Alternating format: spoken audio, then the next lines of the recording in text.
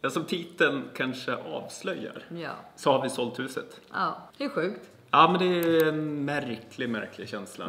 Med tanke på allt som har hänt. Ja. Ni har ju varit med oss. Ni har ju sett allting. Ja. Hur känner du? Ja, det är lite dubbelt. Jag kände först tyckte jag att det var skitjobbigt. Alltså första dagen, det vet ju du. Jag var jättedeppig för det här. Jag vill ju bo här liksom. Det vet ju alla. Men nu har jag väl ändå fått smälta lite. Och då känns det bättre? Ja, lite. Jag har förlikat mig med det kan man väl säga. Ja, det är ju så här, det har ju varit en tuff puck och ni vet att vi har haft så här, vi tyckte att vi gick över budget, vi har sprängt vår buffert också och till och med lånat pengar för att få ihop det här bygget. Så det var ganska, vi vill ju inte sälja det. Nej, vi behövde. Så är det ju bara. Vi behövde. Nu ändå när vi har sålt det, vi kanske inte ska säga för hur mycket, men ni kommer ju få veta det. Ja, men man kan alltid hitta det, men vi behöver väl inte liksom... Nej. Det behöver vi inte göra, men vi fick ändå skapligt betalt. Det fick vi. Inte kanske som vi trodde från början. Nej, såklart inte. Men det var väldigt mycket som hände under det här bygget. Ja. Alltså vi har varit med om en galen kris. Alltså inflation, ränteökningar. Priset på trävirke var som allra högst precis när vår husleverantör gick i konkurs och vi var tvungna att köpa om allt material. Ja. Så det har varit mycket. Vi har haft en mytoman till byggare. Det har hänt mycket helt enkelt. Det har hänt en del, Så är det. Men nu sitter vi här, nu har vi sålt och nu är det liksom... Ja, nu ska vi väl mot vidare äventyr. Ja, men precis. Ja. Verkligen. Exakt. Vi tänkte köra en full Q&A, men det var så mycket så här, samma frågor typ. Så jag generaliserade 3 stycken frågor och så kan vi prata om dem egentligen. Men det är inte det bara avsnittet kommer handla om, utan ni får se. Helt enkelt hänga med. Men om vi tar första frågan som egentligen alla ställer. Varför säljer ni? Och det var ju lite som vi sa tidigare, att vi har ingen buffert till att göra någonting annat. Nej, än att bo. Och det känner inte vi att vi vill göra. Nej. Alltså när man inte ens kan spara, alltså även om folk är typ så här, vänta tills räntorna blir lägre. Men alltså de kommer aldrig bli i samma nivå igen som de har varit tidigare. Och när man inte ens har en buffert och lever på sparpengar varje månad. Och då kan vi inte åka iväg egentligen och resa med barnen. Eller känna oss komfortabla med att resa med barnen och liknande. Nu kommer många säga att men ni har ju rest, ni var ju i Alperna. Ja, men det var ju grejer som man bokade sedan långt innan. Så det är ju liksom... Precis. Ja, men så kan det vara. Ja, så kan det vara. Nu har vi inget bokat och kan inte göra någonting heller. Så att, och det vill vi ju. Ja, precis. Ja. Så vi väljer ju egentligen att liksom rota upp det här. Vi har byggt den här lilla tryggheten med det här huset med barnen. För att ändå ge dem kunna ge dem mer senare.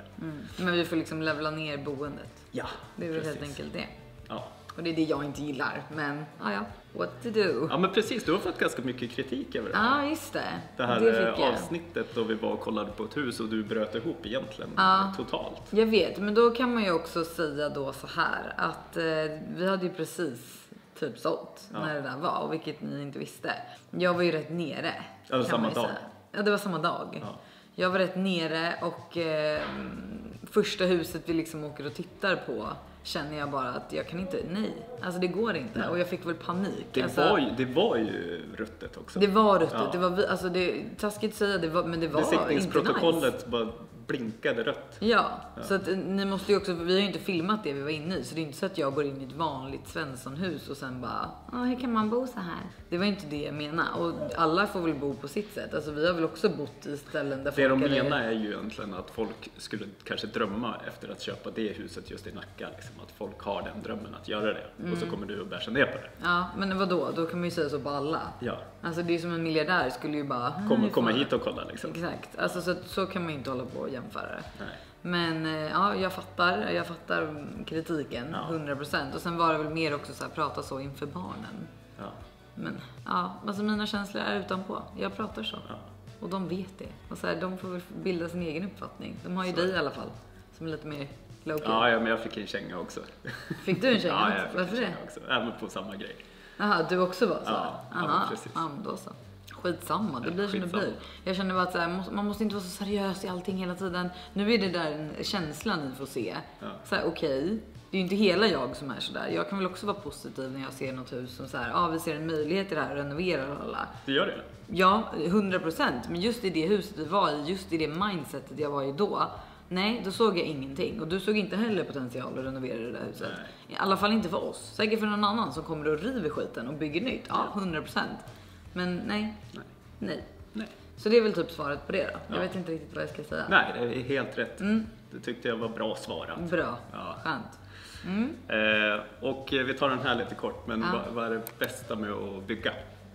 Det tycker jag är att vi har fått det som vi vill ha det. Alltså just planlösningar och sånt där. Nu när vi har varit iväg och tittat på mycket hus så blir jag ju ganska förvånad över typ så här, hur fan har de tänkt? Alltså de som typ har byggt huset. Konstiga rum och konstiga men och typ lite så här, du vet, korridoraktigt så att det blir liksom, alltså du vet, det blir inte så här, det står en hörna där som är ganska stor men som bara kan inte ens användas för, alltså det är lite sådana grejer. Så att här har ju vi gjort vår dröm liksom, där jag tycker att allt är perfekt. Sen är det ju säkert flera som inte skulle tycka det. Men jag tycker så här, utifrån hur den här Suterräng-tomten ser ut så tycker vi har gjort ett väldigt, väldigt bra jobb. Vi har gjort det absolut bästa man kunde göra med den här tomten. Jag tycker verkligen. Ja, det tycker jag med.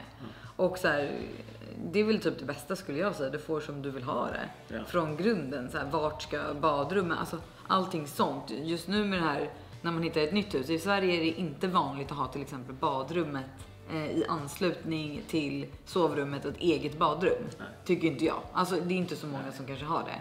Och det är någonting jag verkligen kommer sakna. Ja, eller så skapar det. Ja, eller skapar det. Ja, precis. Nej, men som jag tycker, det är just det här kreativa i skaparprocessen. Första delen i ett husbygge är ju, alltså det är så nice. Ja.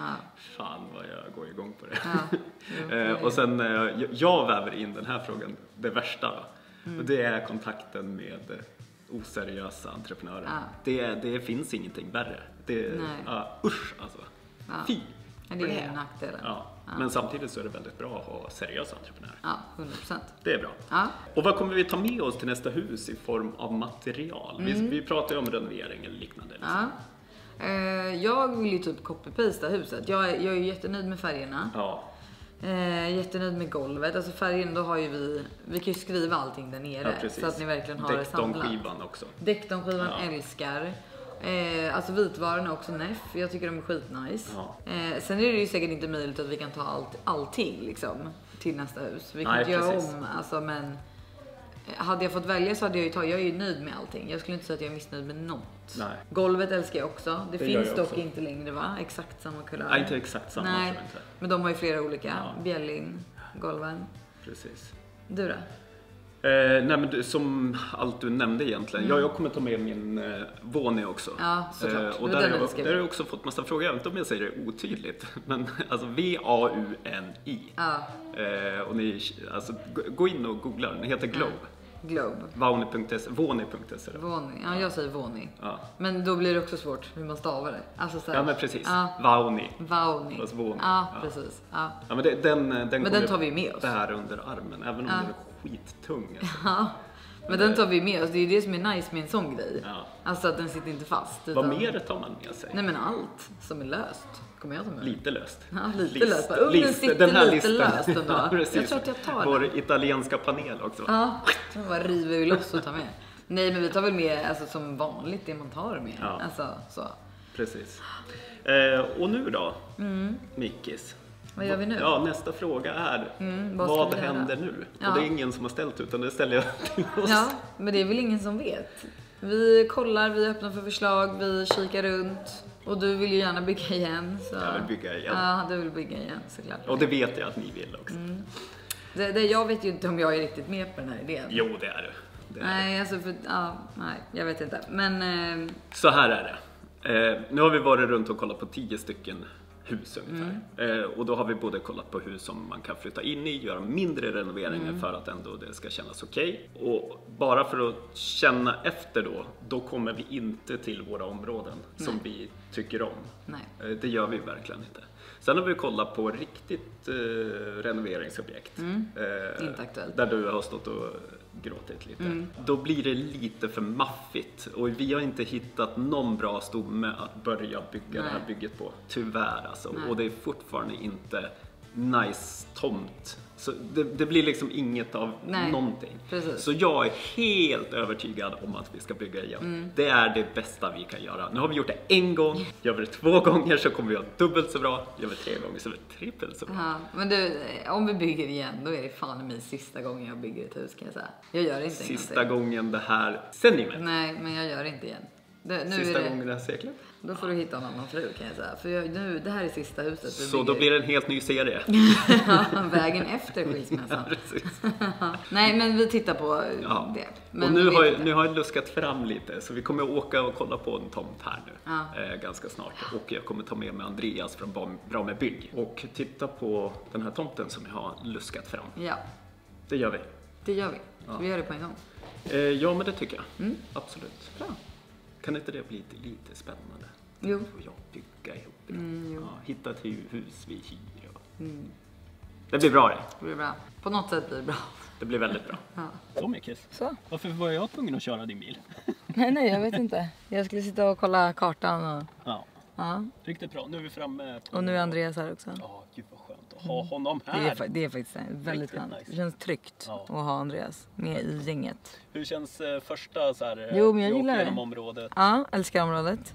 Älskar vägen. Alltså, älskar det. Jag tycker det är jättefint, men jag är ju fortfarande livrädd för att det ska bli för dyrt. Så att jag är ju lite passiv, va? Ja, nu går vi på brutalt ärliga snickaren. Exakt. Nu kör vi. Tjena! Ja! Vad är det för tom ni har hittat? Vad är första känslan då? Men fantastiskt, den är inte ljudstört. Ni är ju vana vid Skuresundet med ljudstört. Så här är ju... Jag har en fråga då. Om man ska bygga här, är det krångligt för byggbilar och grejer att komma upp här? Du sätter min väg, ser det ut. Jag är en av Nackas brantaste backar. Nej, men är man van med att köra lastbil så kommer man upp. Ja, okay. Så det är faktiskt inte ett problem. Nej. Det här är nästan på nivån att de flesta lastbilar faktiskt kör upp. Ja. Kanske att då står vi som byggare och manar på dem så att de verkligen kör upp. För det finns de som ibland som säger nej. Ja. Vad tycker du om tomten? Men bra. Tycker du det? Brutalt ärliga snickaren. Nej, men jag tycker den är bra. Den är platt. Ja. Jag tror att det går att bygga hus utan att spränga. Ja, du förstod där hur den ska styckas? Nej, det gjorde jag faktiskt inte. Nej. Men det är, vi kan ta upp kartan sen. Men det blir egentligen en tomt här uppe och en tomt nere vid det här gamla som behöver rivas. Ja, men jag gick förbi det som mer eller mindre renoveringsbehovet. Nej, men det som ska rivas såklart. Ja. Bara den vi skulle ha lurat dig och sagt att vi skulle renovera. Bara friggeboden finns ju faktiskt ett värde i. Det fanns en toalett där, men det ser ut som att det är en förbränningstoalett. Ja, de har väl inte kommunalt vatten och sånt hit upp, va? Inte än tror jag. Nej. Men det är det som är planen. För det är så här fördröjt beslutstagande eller vad det heter. Det här är ju ett område som har varit jättedrabbat utav överklagningar och jättemycket problem. Och nu är det massa underklagningar. Nej, men nu har det vunnit laga kraft så att nu kommer det kommer hända jättemycket i det här området. Och just här är ni jättefin, alltså ni ser ju långt. När man bor så här, då ser man ju väder. Alltså ni kan ju få väder som, alltså långt bort kan man ju se ett regnområde. Och det tänker inte alla på, men utsikt ger ju sånt. Även om man inte bara ser en sjö eller man inte ser över en åker eller någonting. Så här ser man ju att men nu regnar det där borta. Så det är ju ganska trevligt. Och sen har ni nästan kvällssol. Ja, just det. Solen kommer här. Nu ser vi ju det. För nu är det kväll. Nu är det kväll. Ja, men kvällssol har man ju. Ja. Det är ju alltid trevligt. Det är det. Ska vi gå ut på... Det gör vi.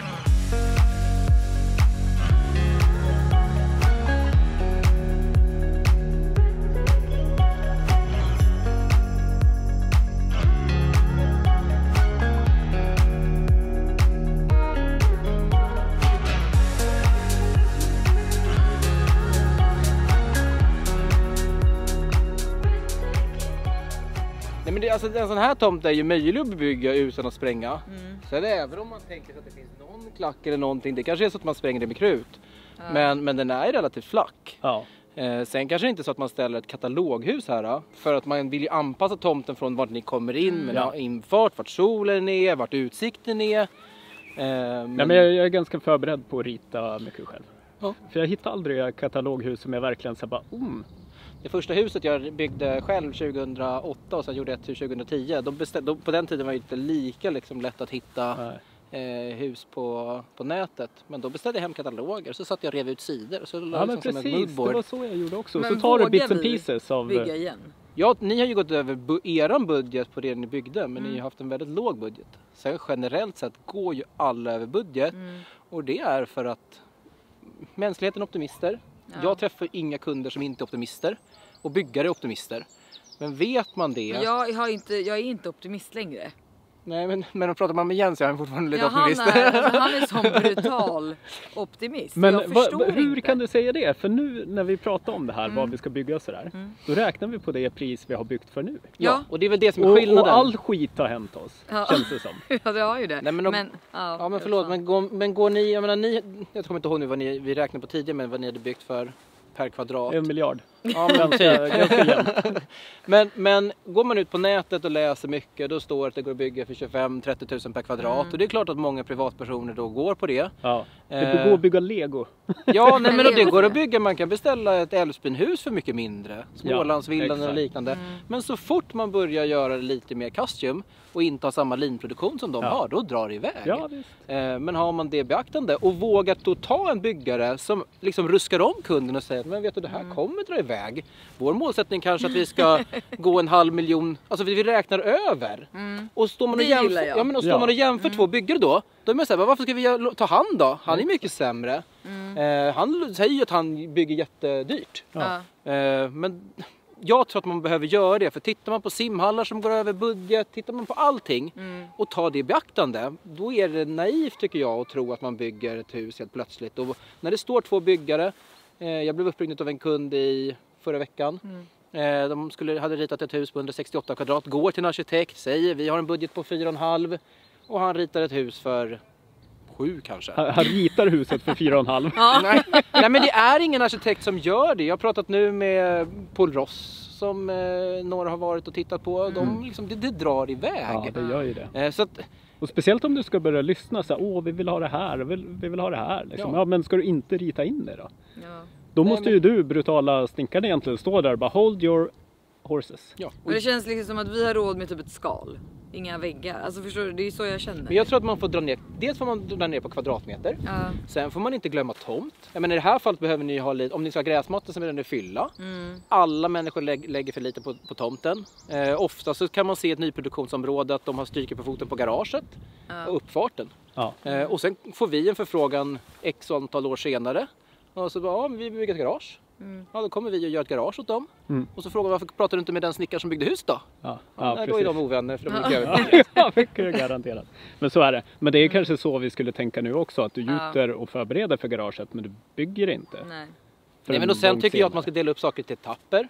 Vi byggde ett ganska stort hus till oss själva och vis av erfarenhet så liksom, jag ville bygga lite större än vad vi hade råd med, men då delade jag upp det i etapper, så vi ritade in en liten toalett på nedervåning för jag visste att vi inte kommer kunna. Nu bor ni på en toalett. Ja, precis. Det är jättefint, jag skojar. Nej, men kan man liksom hitta etapper och dela upp det, då minimerar man också risk. Till exempel ett garage. Ja, men vi kan budgetera för att det ska vara med. Men lägg det på etapp 3 då. Ja, men då kanske det inte blev då. Det blir inget garage. Känner jag liksom spontant. Nej, tråkigt Jens, du får ha motorcykeln någon Nej, men alltså vi kommer kapa garaget och liksom ena barnet runt. Är det som är så får det vara så. Så får det vara så. Ja. Men jag tycker då ställer hit en container bara. Ja. Men rita ett mindre hus. Alltså lägg budgeten efter. Jag menar, kanske ha en budget i vad ni nu vill göra på kanske 38 000 per kvadrat eller liknande. Och sen när man har en budget på 38, se till att ha en liten buffert däröver. Så att det inte blir så att man har räknat... Vad är det? Vi vet inte vad det är.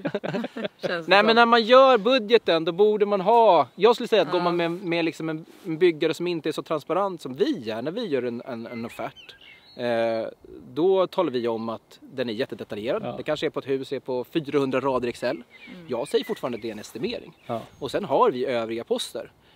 Men hade man liksom gått till en arkitekt och varit som nu vill bygga här och hitta en snickare, då skulle jag säga att man kanske har 1 till 2 miljoner om man bygger ett hus som ni har gjort. Utöver det, bara i vi vet inte vad vi ska lägga på de här just nu. De finns liksom inte i. Och det säger, om man tittar på program som Husdrömmar, Grand Designs, alla går över budget. Alla gör det. Alla gör det. Och jag menar, men det är därför jag tänker, är vi dumma i huvudet som gör det en gång till? Nej, men ha inte den där tajta budgeten då. Nej, men... Försök att bygga det här huset. Hur ska vi inte ha den om vi inte har pengar? Då har vi ju liksom... Men jag vet inte exakt vad ni har för budget. Men jag säger att vi säger att vi vill bygga ett hus för 5 miljoner.